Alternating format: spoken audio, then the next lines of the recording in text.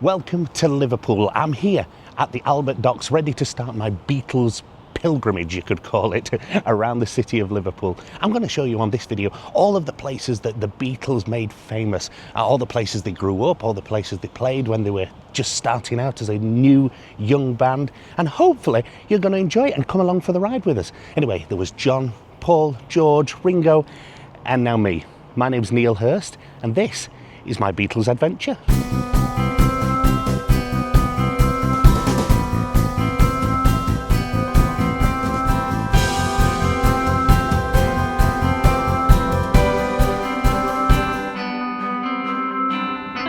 Good, you've made it past the opening titles. I'm proud of you, I'm proud of you. Anyway, I'm repping the Beatles merchandise. Look at that, got the t-shirt on. So I think it's about time now we head up into the town centre here, where I'm going to find one of the very first places the Beatles ever got together. Liverpool, a city synonymous with music, memory and magic. From the hum of the Mersey to the echoes of guitars on Mathew Street, this is where four lads changed the world. It's a place where history still sings through every brick and every bar, and a place where the past is never forgotten. This is Liverpool, the home of a sound that shaped generations and the birthplace of the Beatles.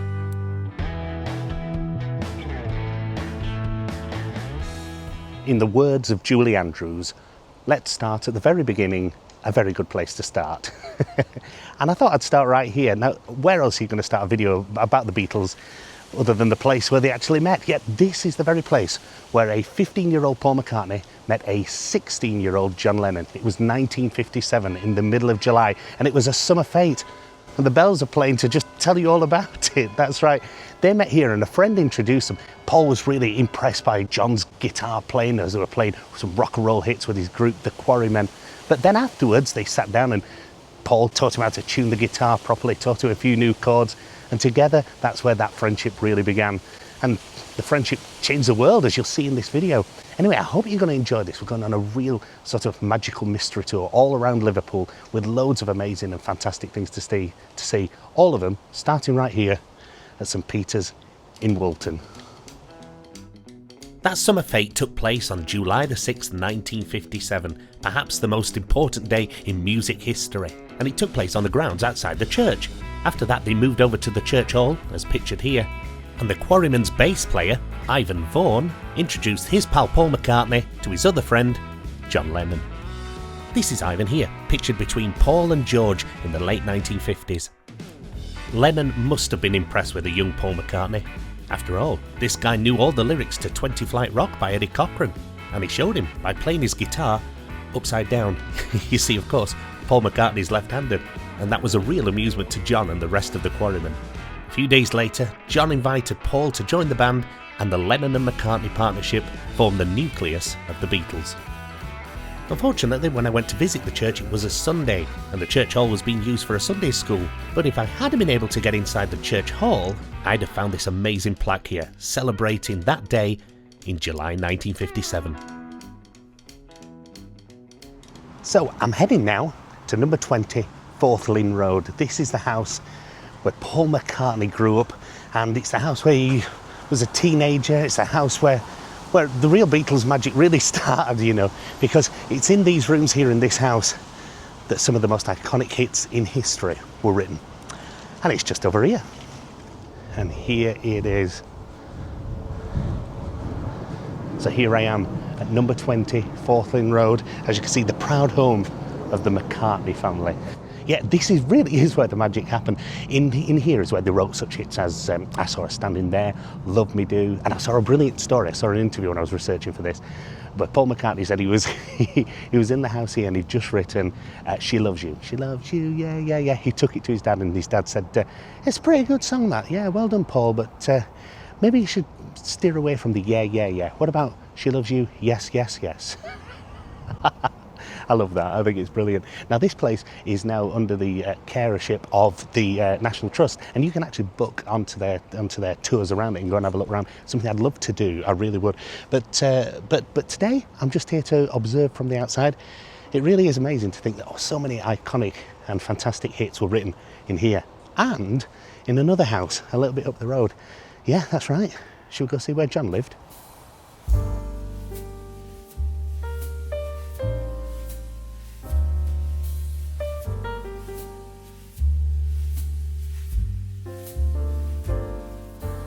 Well, the next stop on my Beatles pilgrimage, you could say, is to here. I'm on Menlove Avenue, and I have found the childhood home of John Lennon. So it was here where Paul and John got together and started writing so many iconic Beatles hits, of course, like they did in Paul's house as well. Please Please Me was one particular one that was written right here, I think. Was it Please Please Me? I forget. Lots of them. Just lots of them. Anyway, back in 2002, this house was bought by Yoko Ono, and she donated it to the National Trust so people can come and have looks around, and it's all been renovated back to the 50s and 60s, exactly like Paul's house as well. So one day I'm definitely going to do this, but it's always booked up.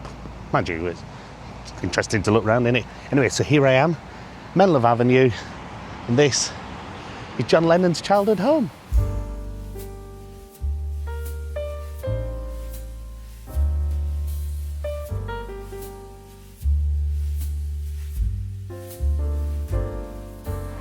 Oh, and just a thought as well. What I thought I might do is I thought I might put the links to the National Trust website where you can book tickets to go look around John and Paul's house in the description below. So have a look down there if you fancy it, and come and have a look inside and let me know what it's like.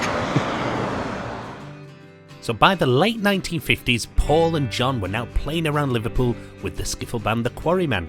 But Paul wouldn't shut up telling John about this younger kid who could really play the guitar. John wasn't sure at first. You see, the young George Harrison was only 15 at the time, and they were now a couple of years older.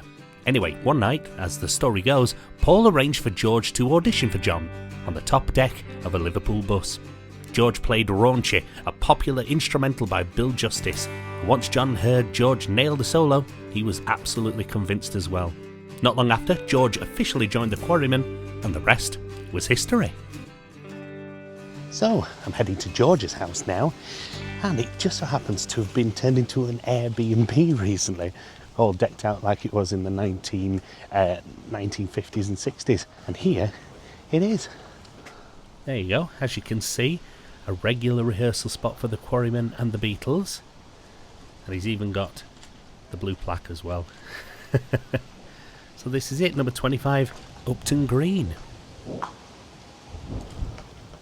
Yeah, that's pretty cool. You can rent this on Airbnb, and you can stay the night at George's bedroom.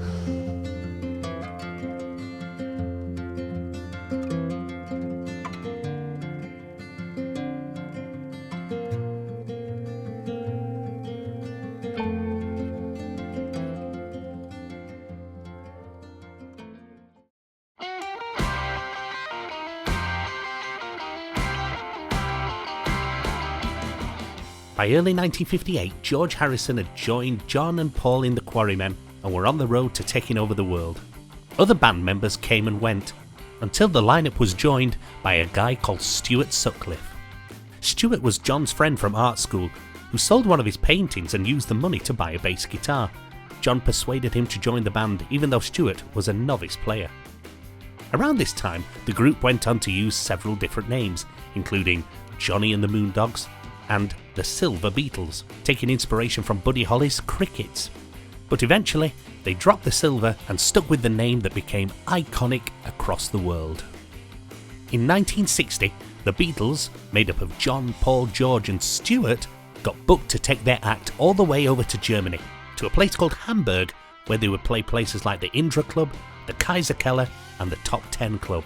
However, they needed a drummer, so just before the Hamburg trip, they hired Pete Best to join the band on the drums.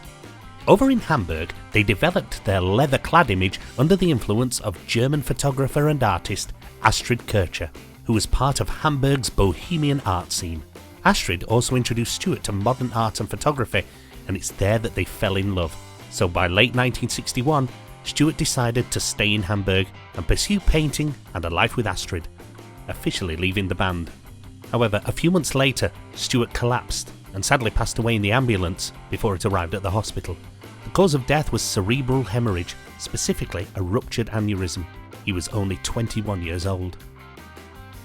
By 1962, the Beatles were back in Liverpool. Their following grew, and soon they were signed by Brian Epstein, who sought to polish their look and land a recording deal.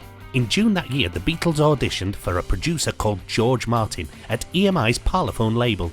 Martin liked them, but he felt that Pete Best's drumming wasn't up to studio standards. A few days later, Pete Best was dismissed from the band, and the drummer from a band called Rory Storm and the Hurricanes took his place. And that guy was called Ringo Starr. Our next location on this journey takes us over to the Dingle area of Liverpool, a small working class neighbourhood just south of the city centre. And with this huge mural on the pub at the end of the road, I bet you're never going to guess who lived down here. And this is it, number 10 Admiral Grove here in Liverpool. Now, this is the place where Ringo Starr spent his childhood. I mean, it's quite an unassuming little street, but it's all been sort of done up as it would be, like I said, in the 1950s or 60s or something like that. And it was here that Ringo learnt the drums. You see, he was very poorly as a child, so spent a lot of his time inside his house, not going to school and stuff. So, yeah, this all happened right here on Admiral Grove.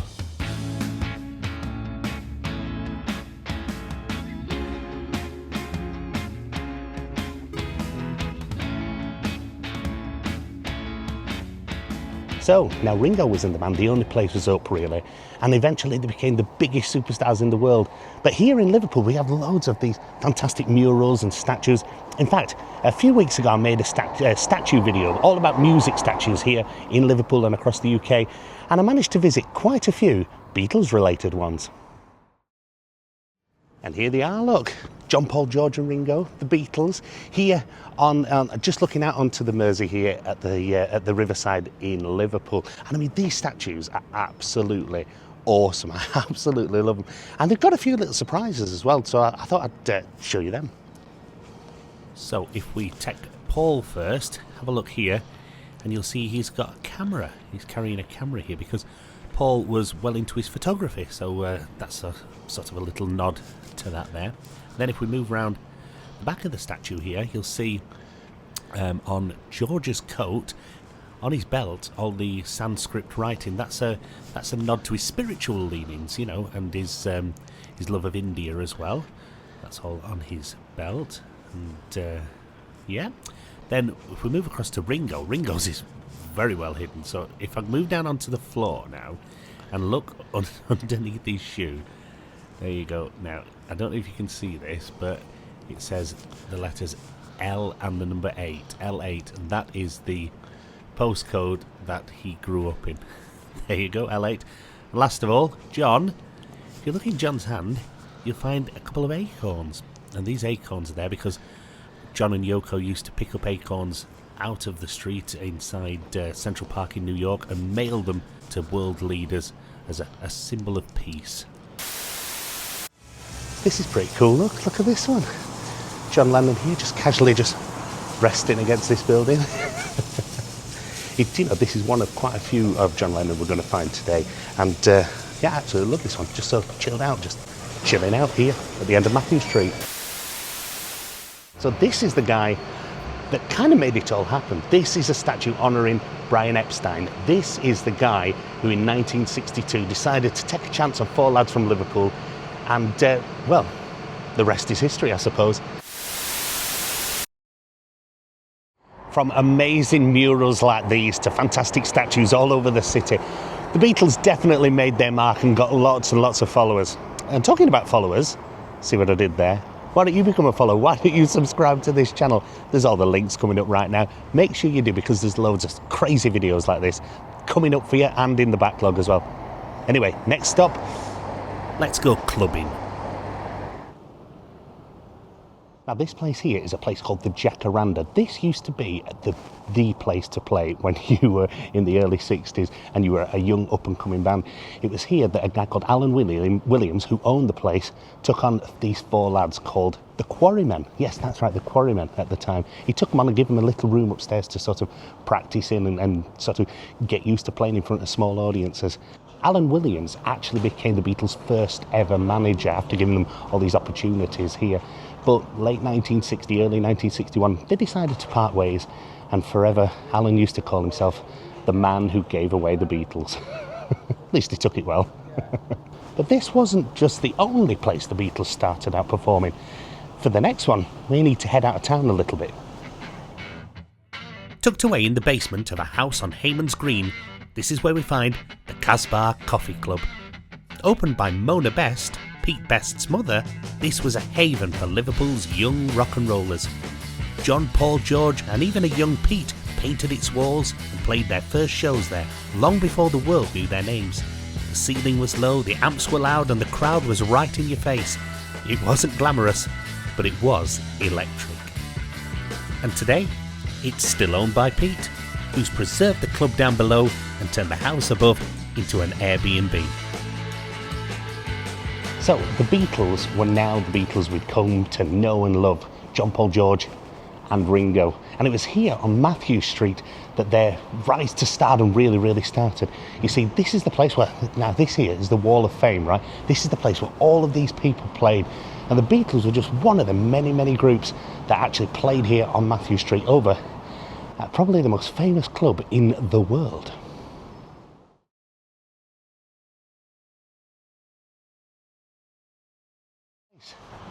This is it. This is the Cavern Club, the world famous Cavern Club. This is where the Beatles started their real journey and ascent to the top. You see, it was in this very club that they were spotted by Brian Epstein, who, well, took them to superstardom, didn't he? Do you want to have a look inside?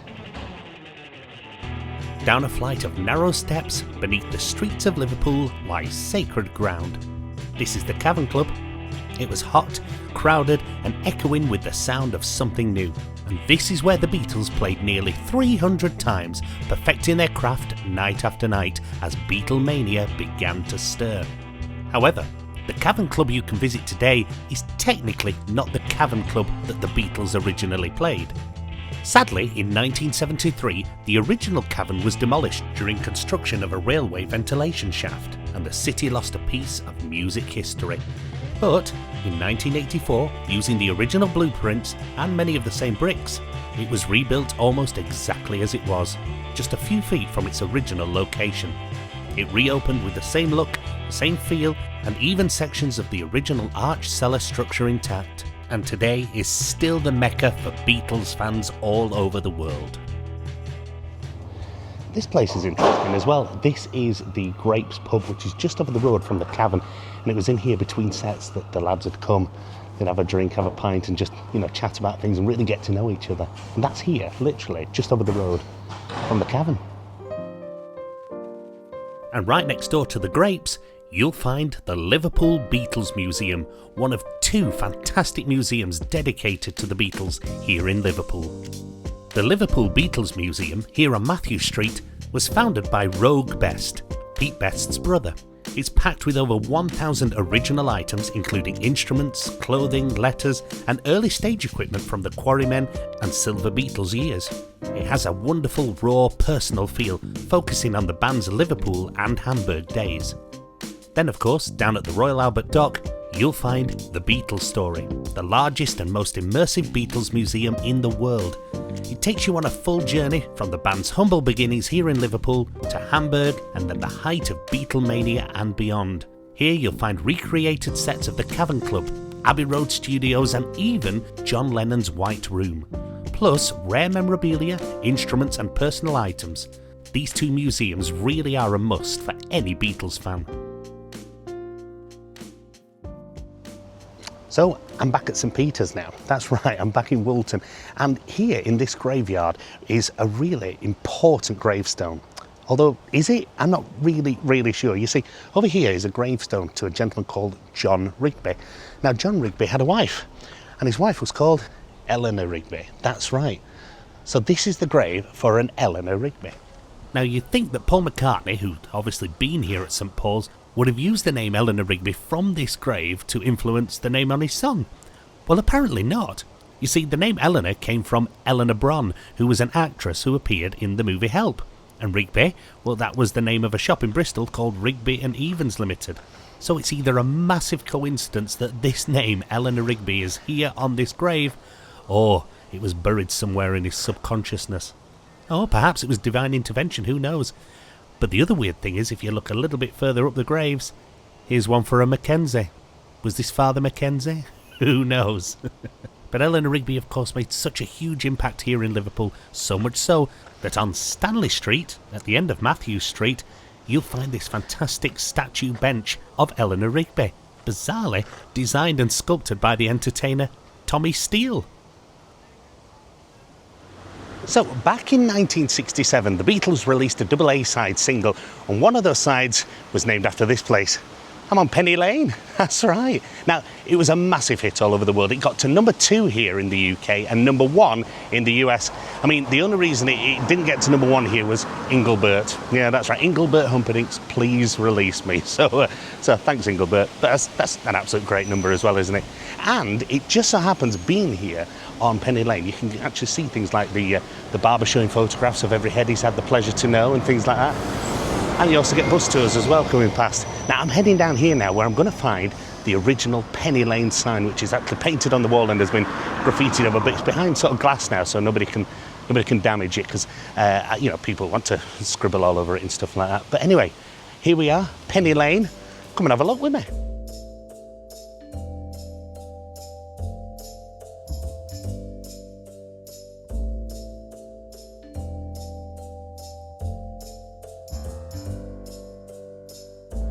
And here it is, look, Penny Lane. I found it. Do you know, this is the second time I've been here today. I came here earlier and there was literally packed with European tourists. Absolutely packed, all taking a picture with this.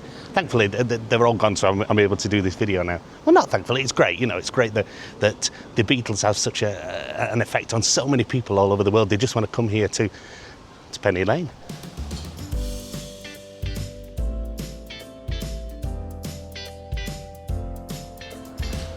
Look at this here, all the people that come and go, stop and say hello. Well, funnily enough, they do. I mean, I'm walking down the road, fair dues, I'm wearing a Beatles t-shirt, so everybody knows I'm a tourist. But everybody's cheerful and smiling. I love that, it's great, isn't it? And I've just seen a bus go past, one of them open-top buses, blaring out Penny Lane, which I thought was funny.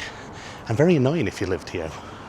But it's such an iconic song and such a fantastic place to visit this, because, you know, you do see things like like I said, the barber shop with the photographs in it. And through here, this fantastic Penny Lane development. Let me show you this. I can't get in really, but I can show you through the gate. A fantastic mural there. I'll find you some pictures and I'll show them you in the video.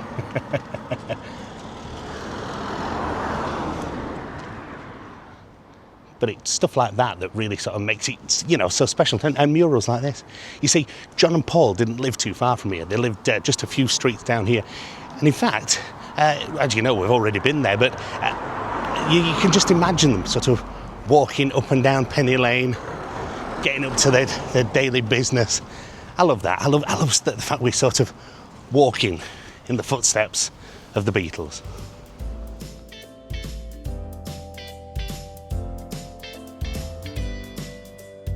And here at the other end of Penny Lane, we've got this guy, John Lennon. So anyway, you remember me talking to you about how this was a double A side. Well, one side was Penny Lane, but what was the other side? Well, if you come with me, I'll show you. Come on, John, let's go. You don't seem to be moving much. Oh well.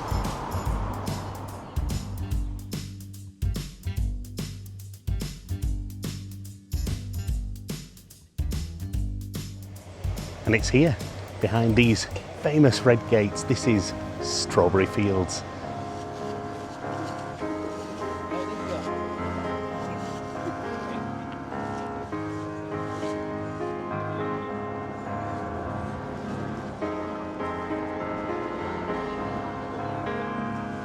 So yeah, if you walk through them gates, you come up here to the Strawberry Fields Visitor Centre.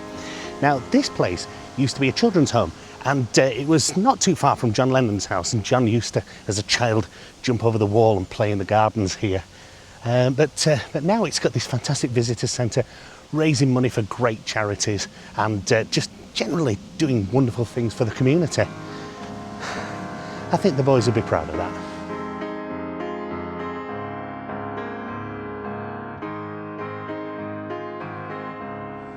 So by the time that the Beatles had brought out that double A side of the Penny Lane and Strawberry Fields, they were huge. They were absolute mega global superstars. So being here in Liverpool wasn't really part of their lives anymore, which sort of brings us to the end of this little video. But there's one more place I've not been to, and I think I need to go visit.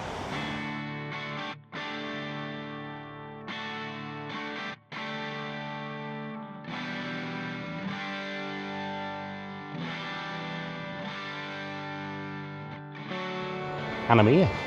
Anyway, looks like we've reached the end of the video now, but I really appreciate you watching and hope you've enjoyed it as well.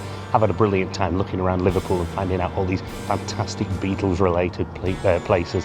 And if you have enjoyed it, why don't you like and subscribe to the channel as well, and tell all your friends about it. Anyway, I'm going to go in here now. You can go watch another video about the Beatles. Anyway, thanks for watching. My name's Neil Hurst, and I'll see you soon. Bye bye.